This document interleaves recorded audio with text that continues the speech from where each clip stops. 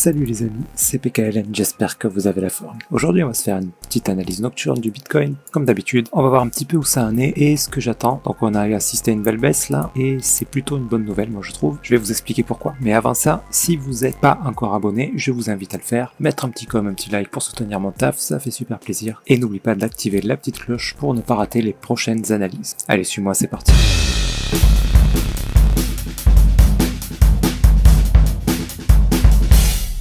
Alors le Bitcoin, je vais rappeler un petit peu ce que j'attendais toujours sur un long terme, donc un journalier ou hebdomadaire. Alors quand je dis journalier ou hebdomadaire, s'il y a des nouveaux, chaque bougie correspond à un jour. Là je suis un journalier, un daily. Donc un jour, donc une structure mais énormément de temps à se développer.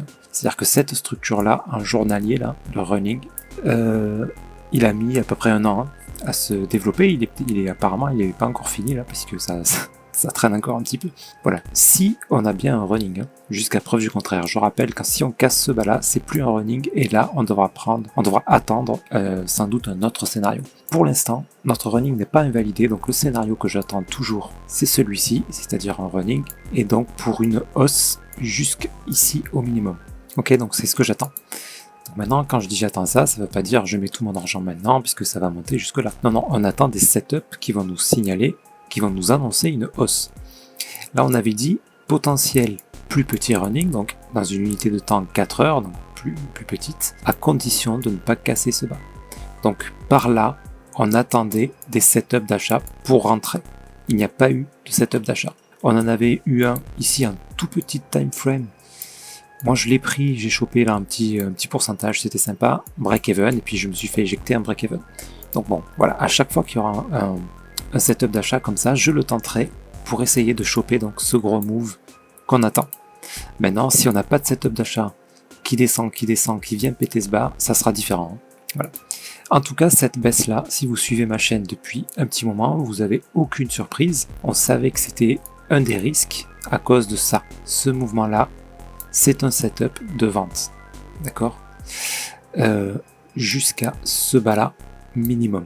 Donc la bonne nouvelle, c'est que ici, là, ce potentiel running, voilà, ce que j'avais dit, c'est qu'on attendait ça. S'il y a un setup d'achat nickel, on pourra peut-être se choper cette hausse jusque-là. Mais attention, parce que tout ça, c'est potentiellement un setup de vente pour venir casser ce plus bas. Donc il ne nous a pas fait ça, et j'ai envie de dire, c'est tant mieux, parce que s'il y va tout de suite casser ce plus bas, ben, ça valide notre setup, là, d'accord ? C'est de l'intention du marché, là on pouvait deviner que l'intention était baissière, et donc s'il fait tout de suite, tant mieux, j'ai envie de dire, parce que s'il fait ça, bon c'est cool, on aurait pu prendre un joli trade là quand même, ça aurait fait plaisir, mais c'est toujours pas le gros move, hein, c'est-à-dire que c'était pour ensuite sans doute faire ça, et donc tout ça là, ça peut durer encore 3, 4 mois, 5 mois, c'est super long quoi. Ça fait longtemps que là qu'on attend ce running là, ça fait depuis ici, donc ça fait plus d'un an qu'on l'attend quoi. Donc bon, on a pu choper ce mouvement-là. Bon là, je n'avais pas encore ma chaîne à cette époque-là, donc j'ai pu en profiter, mais j'ai pas pu le partager. Du coup, voilà, par contre cette baisse, on l'annonce depuis longtemps, et là on se languit qu'elle se termine parce que ça fait un moment que ça traîne. Et donc, si on vient casser ce bas-là, eh ben, il est probable que ça se termine un peu plus tôt. Enfin, que ça se termine là, bientôt, quoi. Donc, a priori, ce running-là, on fait une croix dessus, il a été invalidé, on n'a pas eu de setup d'achat, donc on attend tout simplement. Là, on n'a toujours aucun setup ici, d'accord ? Maintenant, je rappelle, si un setup de vente ici, j'ignore les setups de vente. Pourquoi ? Parce que l'espérance de gain, là, elle est toute petite. Parce que le setup, il nous annonce une baisse jusque là, minimum. Après, si on a de la chance, qu'on prend un sell et que ça fait ça, ben, on peut gagner beaucoup. Un trading, on compte pas sur la chance, hein. On va sur les probabilités. Là, on a quand même un running très propre, donc c'est fort probable qu'il se valide à un moment donné. Donc maintenant, ce setup-là, quand il sera validé, ben là, on attendra les prochains setups d'achat. Si on a quelque chose comme ça derrière, ça sera vraiment nickel pour entrer. Encore mieux si on a un setup comme ça, là, qui traîne pendant quelques semaines, voire une paire de mois. Là, c'est ça, ça sera juste parfait. Voilà, mon scénario idéal, moi, ça serait ça, et qui en plus est probable. Ça serait ça, il vient casser ce bas-là. Après, soit il continue à traîner un peu, casser le bas, soit pas. Et derrière, on a une bonne impulsion, correction comme ça, qui traîne. Si on a ça, ça sera vraiment parfait. là-dedans pour acheter un DCA par exemple. Ça sera vraiment parfait. Bon, c'est ce que j'attends, et ce scénario-là, j'ai annoncé que je l'attendais depuis des mois. donc, il a l'air de vouloir se réaliser. En tout cas, c'est ce que je souhaite. C'est ce que je souhaite, parce que le signal sera clair, et ça sera une forte probabilité que ça monte. Maintenant, voilà, toujours on mesure les risques, on met des stop-loss, etc. Puisque des fois on a un signal haussier et puis le marché décide de faire le contraire. Hein. Que ce soit à cause d'une news, à cause de la guerre en Ukraine, je sais pas, quelque chose qui a un impact sur l'économie mondiale, et ça peut s'invalider. Pour l'instant, tout ce qu'on a vu c'est validé. Hein. À part ce running là, il s'est invalidé celui-là. Mais comme on a de toute façon un setup qui s'invalide en général, on n'a pas aucun signal, donc on attend. On fait rien, donc on n'est pas dedans, et là on perd pas notre argent, vous voyez. Si on avait eu un setup d'achat qui s'invalide, là ça aurait été plus problématique ça. Ça c'était un coup à perdre des sous là. Mais bon, on n'a pas eu ça, donc on va pas se plaindre. Pour l'instant, juste ça baisse. On attend ce niveau-là. Et dans la deuxième bonne nouvelle aussi, c'est que ça baisse doucement comme ça. Vous voyez, ça met plusieurs jours là, ça met même des semaines, je crois.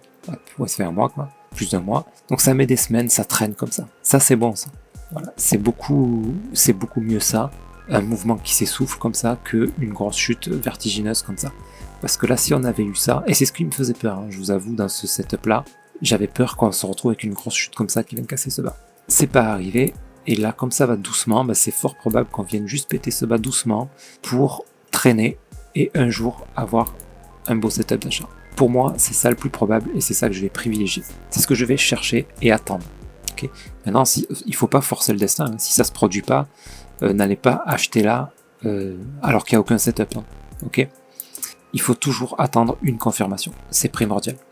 Voilà, encore une fois, ici on n'a pas eu de confirmation du running. Il y a eu un micro-espoir pendant une paire d'heures là, mais ça s'est invalidé tout de suite. Donc on est sorti et puis voilà, il n'y a plus qu'à attendre.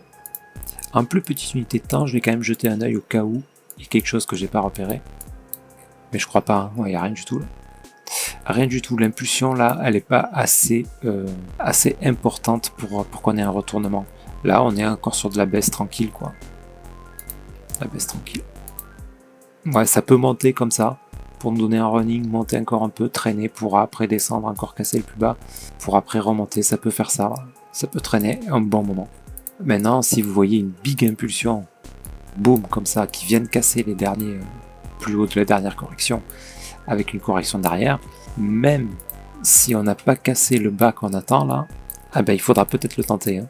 Il faudra peut-être le tenter quand même, parce qu'il n'est pas obligé de venir valider ce scénario là que je vous ai dit. C'est pas obligé. Il peut y avoir une super bonne news, pareil, qui fasse retourner le marché. C'est complètement possible. Donc voilà, on guette et on attend ces signaux. Et idéalement, on guettera encore plus après avoir cassé ce bas là, les 32 000 et des poussières.